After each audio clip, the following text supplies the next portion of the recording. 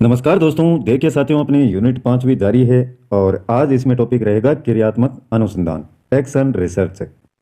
इसके बाद में साथियों इसमें एक टॉपिक और है, वो करवा देते हैं।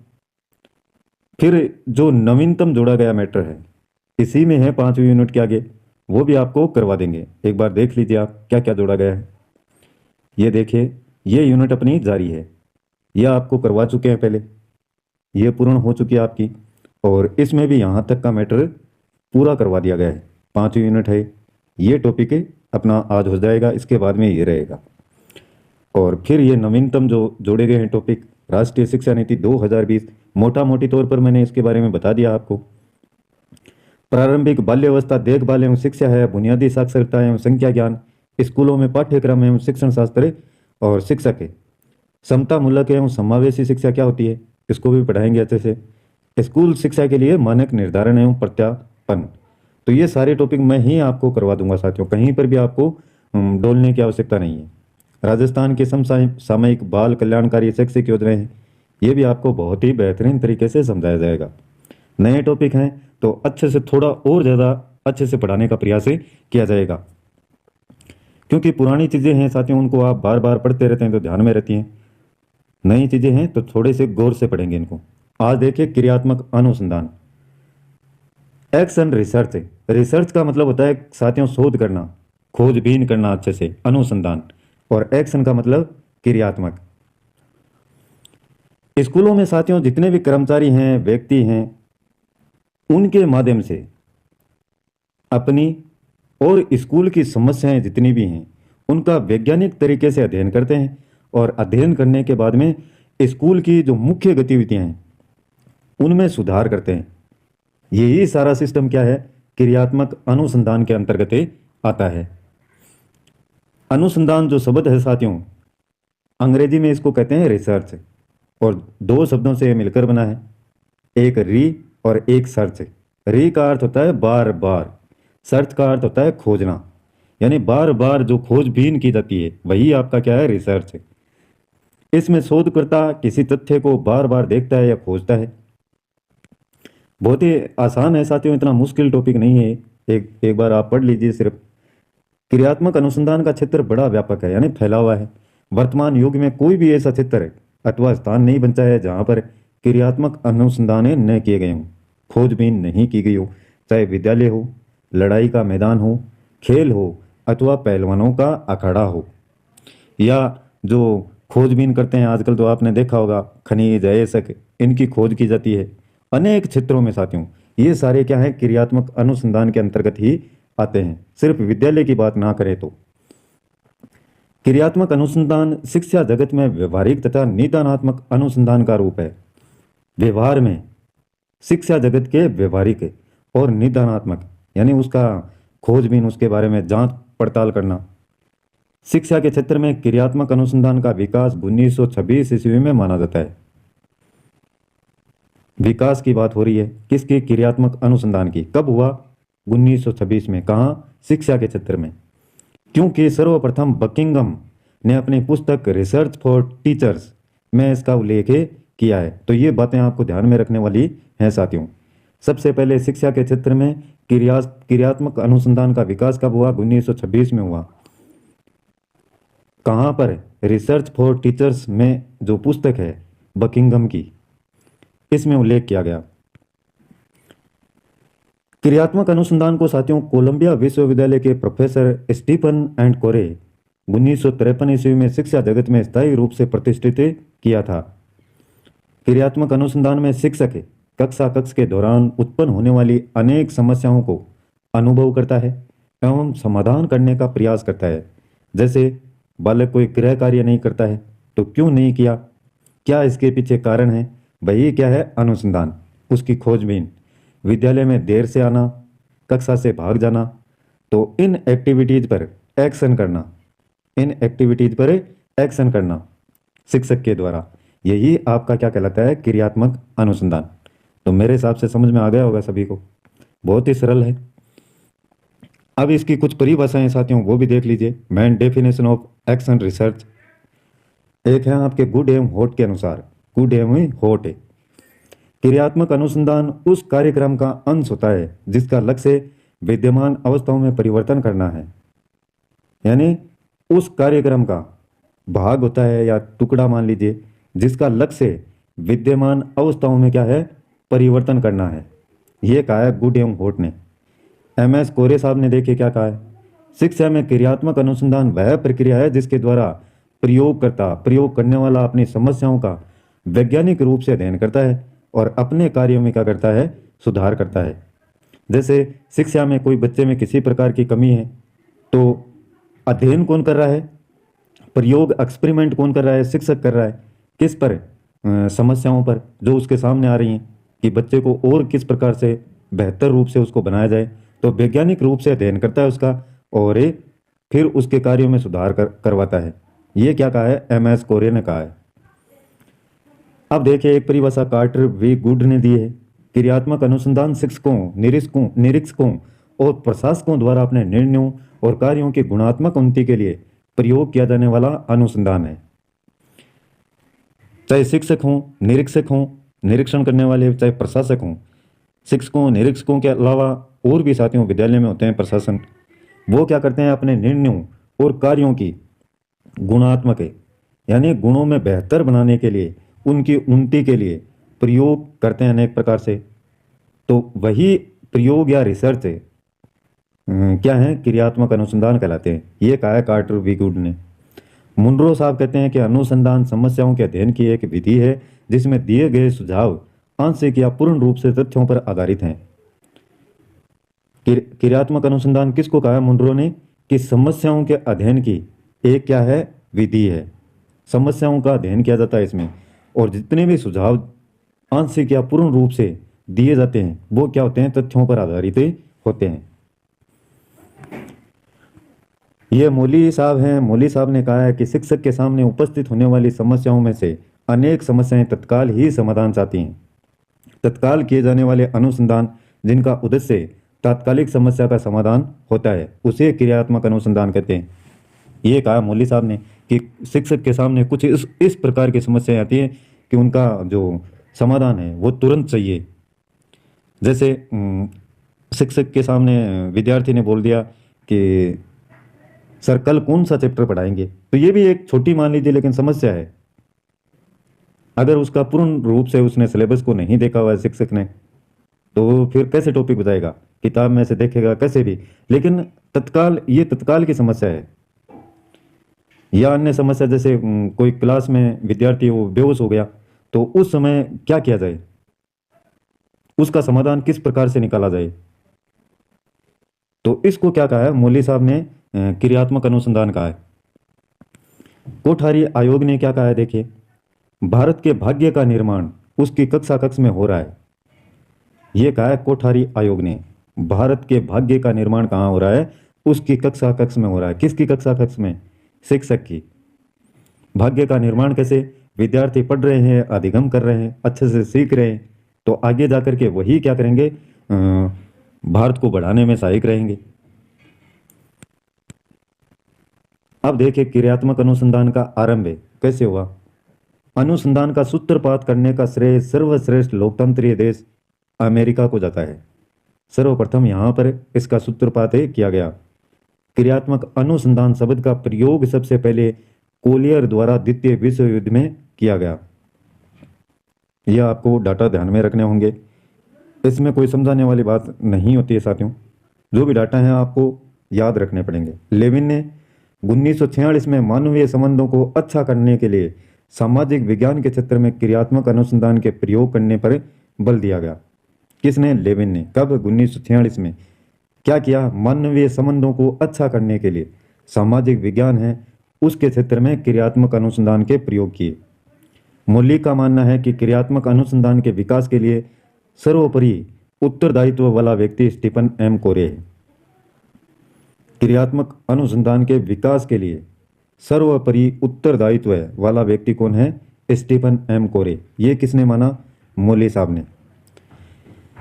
क्रियात्मक अनुसंधान एक ऐसी व्यवस्था है जिसमें शिक्षक कक्षा कक्ष की एवं छात्रों की समस्याओं को शीघ्रतापूर्वक समाधान की ओर ले जाने का प्रयास करता है। तो ये एक डेफिनेशन निकल करके आती है। अब इसके और तथ्य देखिए क्रियात्मक अनुसंधान के। शिक्षक के द्वारा पाठ्यक्रम अथवा विषय वस्तु का अध्ययन किया जाना, ये उद्देश्य है इसके क्रियात्मक अनुसंधान के उद्देश्य, यानी शिक्षक के द्वारा पाठ्यक्रम और विषय वस्तु का अध्ययन किया जाना, स्कूल के विद्यार्थियों तथा शिक्षकों को उनकी कमियों को बताकर उनकी उन्नति करना, स्कूल के संगठन और व्यवस्था में परिवर्तन करने के लिए उपाय बताना। रिसर्च करेंगे तभी ये सब हो पाएगा। स्कूल से संबंधित व्यक्तियों को अपनी समस्याओं का वैज्ञानिक तथा तार्किक अध्ययन करके उत्तम विधियां बनाने के अवसर देना। विद्यालय की दैनिक समस्याओं का अध्ययन करके एवं उनके समाधान से संबंधित सुझाव देना। तो ये एक दो बार पढ़ लेना साथियों, उद्देश्य हैं ये आपको पता ही है, जो भी सुधार किए जाने हैं। ये देखिए,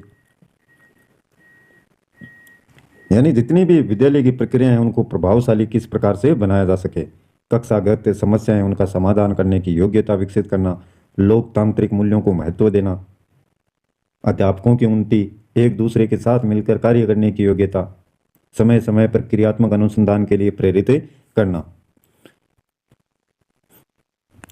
11वां दे रखा है पाठशाला के अध्यापकों, प्रबंधकों, प्रबंधक का मतलब होता है जो व्यवस्था करता है, निर्देशकों एवं प्रधानाचार्यों के ज्ञान तथा दृष्टिकोण के वैज्ञानिक वृद्धि करना।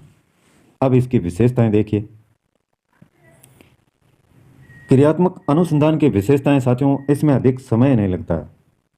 अनुसंधान में पाठशाला के जो शिक्षक, प्रशासक अथवा विश्वविद्यालय के अध्यापक एक दूसरे के सहयोग से कार्य करते हैं। क्रियात्मक अनुसंधान अनेक प्रस्तुतियों पर निर्भर करता है। विद्यालय की वास्तविक परिस्थितियों तथा सामाजिक परिस्थितियों से ही संभव हो सकता है।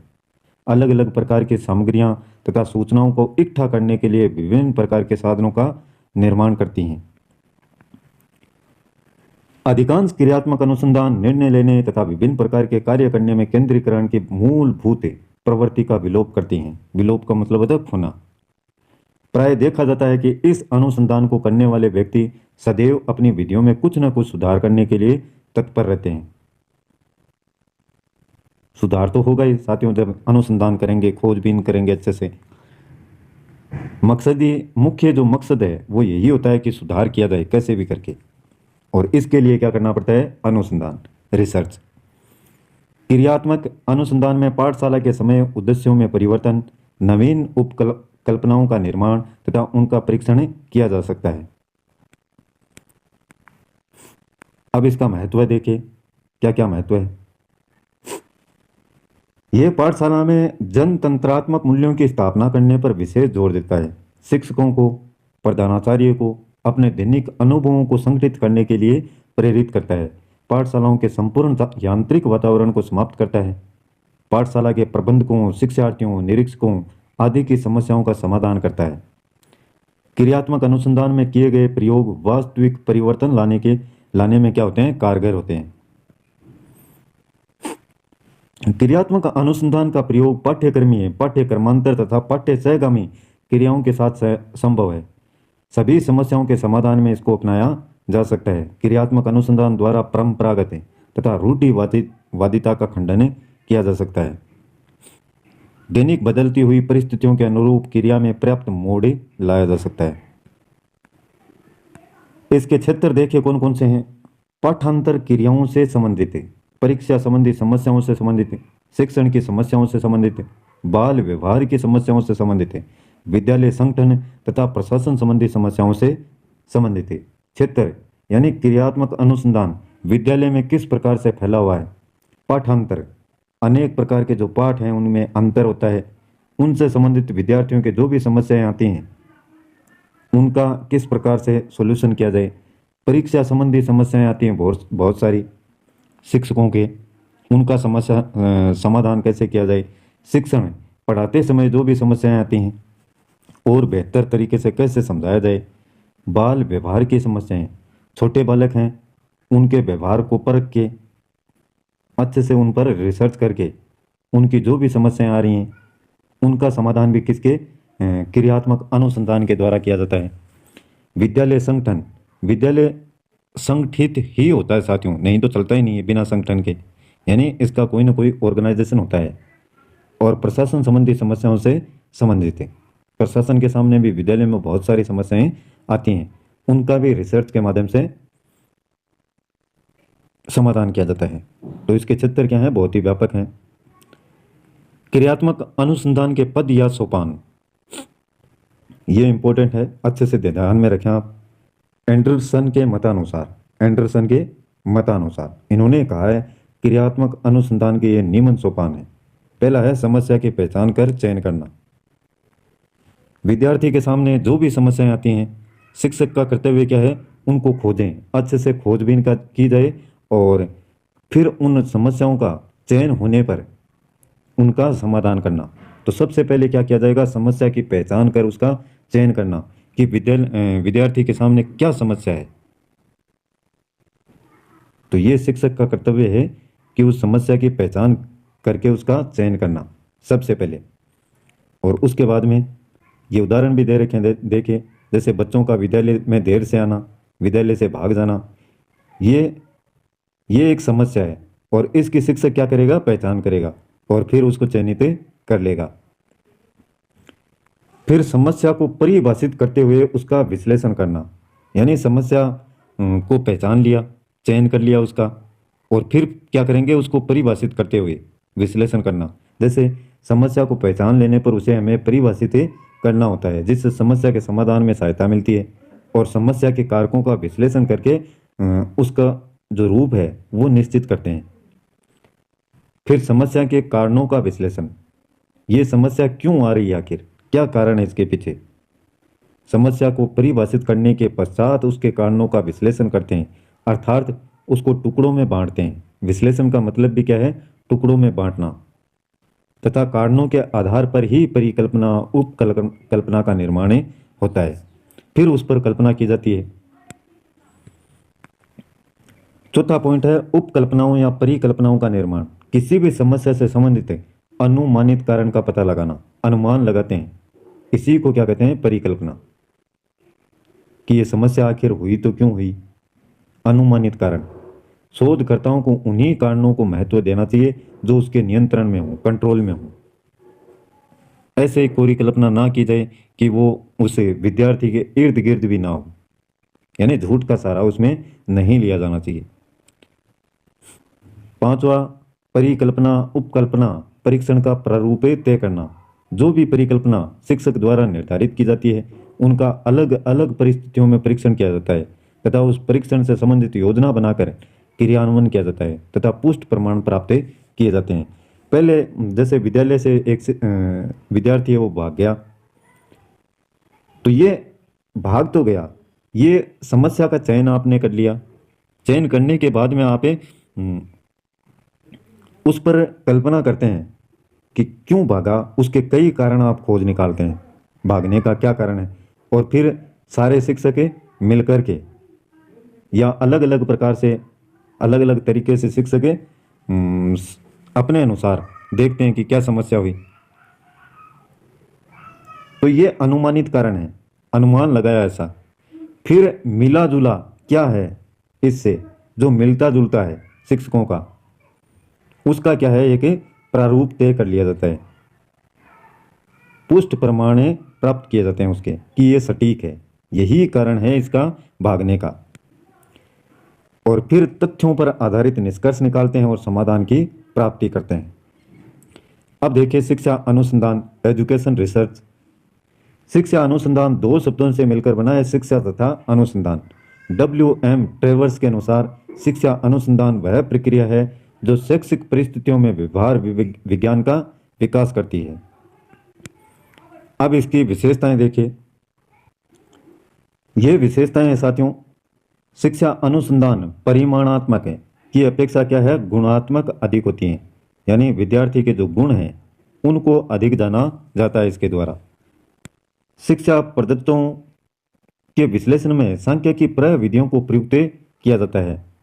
शोध कार्य का मुख्य आधार क्या है, शिक्षा का दर्शन। शिक्षा अनुसंधान में साधारणतः अंतः अनुशासन आयाम का प्रयोग किया जाता है। अंतः अनुशासन यानी स्वयं जो विद्यार्थी है उसका अनुशासन किस प्रकार का है, इस पर अनुसंधान किया जाता है। खोजबीन। शिक्षा अनुसंधान की प्रक्रिया कल्पना शक्ति तथा अंतर्दृष्टि पर आधारित होती है। अंतर्दृष्टि का मतलब भी क्या होता है? खोजबीन करना। कल्पना शक्ति। शिक्षा अनुसंधान में निगमन तार्किक चिंतन प्रक्रिया का प्रयोग किया जाता है। शिक्षा अनुसंधान केवल विशेषज्ञों द्वारा ही नहीं किए जाते, इसमें शिक्षक व छात्र भी शोध कार्य की क्षमता रख सकते हैं। अब इसके अन्य सोपान हैं साथियों। समस्या का चयन करना, फिर समस्या को परिभाषित करना, समस्या का सीमांकन करना, समस्या के संभावित कारणों का पता लगाना, क्रियात्मक परिकल्पनाओं का निर्माण करना, यानी उसके बारे में कल्पना करते हैं कि ये समस्या क्यों हुई, क्या कारण है। अभिकल्प का निर्माण तथा उपकरणों का विकास करना, पूर्णतः विश्लेषण करना, टुकड़ों में उसको बांट करके सामान्यकरण अथवा संश्लेषित करना, फिर सारे जितने भी उसको अपन ने बांटा है, अलग अलग शिक्षक ने उस पर रिसर्च किया है, उसको एक जगह कि इसका जो मुख्य कारण क्या हो सकता है, यानी संश्लेषित करना, जोड़ना, उसको सारे कारणों को मिला करके। कार्यों के लिए प्रस्तावों पर विचार विमर्श, जो भी प्रस्ताव आपके सामने बातें आई हैं उन पर विचार विमर्श, तथ्यों को संग्रहित करने की विधियों का निर्माण करना। अब देखिए अध्यापक शिक्षा में क्रियात्मक अनुसंधान का महत्व है। अध्यापक शिक्षा है उसमें क्रियात्मक अनुसंधान का क्या क्या महत्व है। अनुसंधानकर्ता शिक्षक, प्राचार्य, प्रशासक तथा विद्यालय निरीक्षक होता है। अनुसंधानकर्ता यानी अनुसंधान, रिसर्च करते कौन है? यही करते हैं, तथा उसका समस्या से प्रत्यक्ष संबंध होता है, यानी इन्हीं के सामने ये समस्याएं आती हैं। अब विद्यार्थी क्या जाने इनको कि क्या समस्या उसके उत्पन्न हुई है। अगर उसको समस्या का पता ही लग जाए तो वह फिर भागे ही क्यों? विद्यालय से भागने का जो नाटक करता है या भागता है वैसी प्रतिक्रियाएं क्यों करेगा फिर? तो अनुसंधानकर्ता क्या है? यही है सब। इसमें एक समय में एक परिकल्पना का ही सत्यापन किया जाता है, एक ही समस्या। इसमें न्याय दर्श के चयन की समस्या नहीं होती। शिक्षक जिस कक्षा को पढ़ाता है वही उनका न्याय दर्श होता है, उसी को देखता है। क्रियात्मक अनुसंधान में समस्या का रूप संकुचित होता है, जो कक्षा, विषय तथा विद्यालय तक ही सीमित होता है, उसके बाद में उनको कोई मतलब नहीं। इसकी समस्या स्थानीय होती है। इसकी समस्या क्या होती है? स्थानीय तथा व्यवहारिक रूप में होता है। शिक्षक स्वयं निर्णय लेता है कि समस्या के समाधान में कहाँ तक सफलता मिली है, और शिक्षक को सफलता मिलने पर पुनर्बलन भी मिलता है। तो यह है आपका क्रियात्मक अनुसंधान। ज़्यादा इसमें प्रश्न समझ आधारित आएंगे, कुछ आएंगे तो एक टॉपिक और बचा है इसमें से। उसके बाद में न्यू सिलेबस दे रखा है आपका, नए टॉपिक वो पढ़ेंगे। आज के लिए बस इतना ही साथियों। वीडियो पसंद आए तो लाइक कीजिएगा, और चैनल को सब्सक्राइब नहीं किया तो वो भी कर लेना, जिससे आने वाले प्रत्येक वीडियो के नोटिफिकेशन आपको लगातार मिलते रहें। आज के लिए बस इतना ही। कल फिर मिलते हैं एक नए वीडियो, नए टॉपिक और नई जानकारी के साथ में। तब तक के लिए